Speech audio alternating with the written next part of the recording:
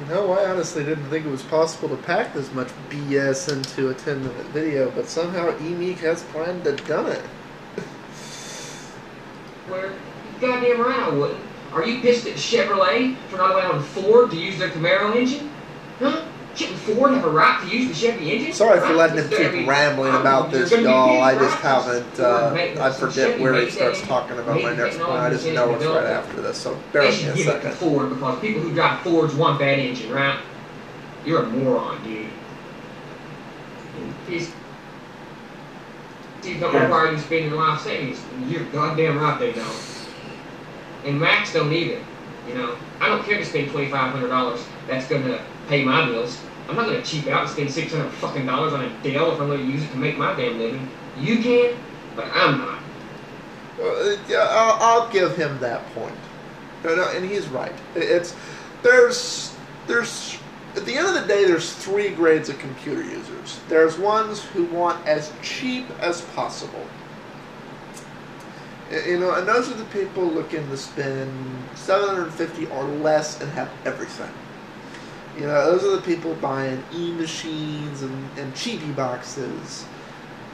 And, you know, that's fine for people who the primary thing they use a computer for is surfing the web and checking email. The people who fall into this category have machines sitting in a corner room somewhere that have a whopping 128 megabytes of RAM, and to them that's not obsolete. So anything they go buy in the store, even the cheapy $300 cheapy box, is going to be a quantum leap in computing. That just, you know, it's whoa, this stuff's gotten fast. Then they're not a pro user, they're an intermediate user. They do some intensive things. Certain games fall into this category, certain rendering tasks fall into this category. There are some people who fall into this category solely because of the number of web windows they have open at the time. I know a few people who the paging file for their browser is about 4 gig. I did not think that was possible, but you know, if you have a few dozen videos open here and a few dozen pages here and you're letting Firefox, you know, just keep your ever expanding, you'll do that. These people aren't necessarily doing any pro tasks, but they're doing intensive tasks and they're power users. These people need the next grade up machine. They're never going to buy the cheapy piece of crap. Then there's your true pro users, which Apple does not make a machine that fits their needs.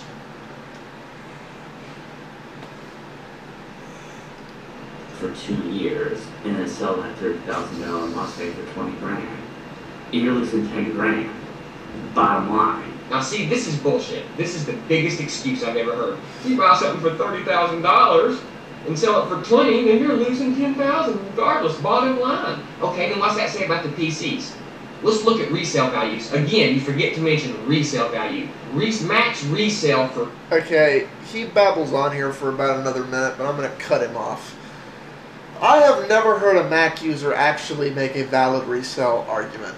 And maybe Adobe PC didn't explain it properly to Emeek. I don't know.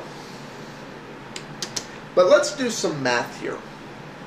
You know, actually, we'll let Emeek do the math for us, because he gives a perfect example of why Macs don't have a good resale value.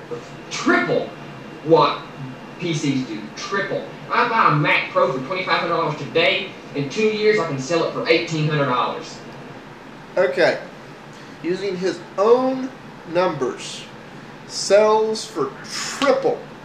The reality is, in some cases, they sell for a lot more. A, you can ask for $1,800 for a 2-year-old machine. It doesn't mean you're going to get it. B, the numbers that matter in reselling of something have nothing to do with the sticker price you sell it for. They have to do with two numbers. One, what percentage is the selling price compared to the original price you bought it for? Two, how much money did you lose? His example, Buy a machine for $2,500. 2 years later, sold it for $1,800. That means the 2-year depreciation on that machine, assuming you can get that, and I doubt you'll get that price. You can ask, but I doubt you'll get it, is $700 or $350 a year. Let's look at the same thing with a computer or PC. Average price for a PC, we're going to split the difference. Let's say about $850. As long as I sell that PC for $150,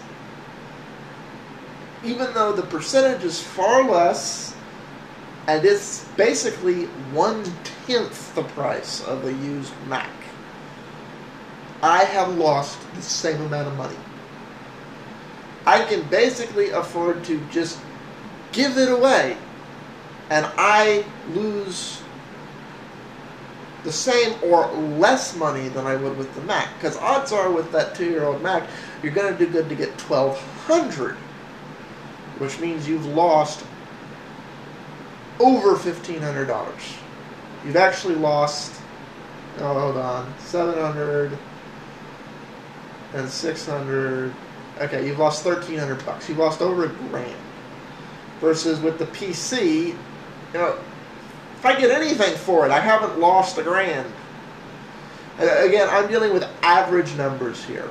If you're buying state-of-the-art, like one of these systems a pro person would make, where you're spending $4 or $5 and buying a CPU that's $1,000 now, well, that's going to depreciate. But you can't even get that CPU in a Mac. You can't even. So it depreciates, and it's going to depreciate. And if you look at the actual numbers and do the actual math, the reality is how much money you lose, and overall, you lose the same money on depreciation on a Mac as you do on a PC. In some cases, you lose more on a Mac. And when you do the actual math, that's just the way it works out. Just because, you may get the $1,200, $1,500, maybe for the right buyer, the $1,800, versus I'll get a few $100 for the used PC. That's not the important thing. The PC is a hell of a lot easier to sell, too, because I'm asking almost nothing for it. So,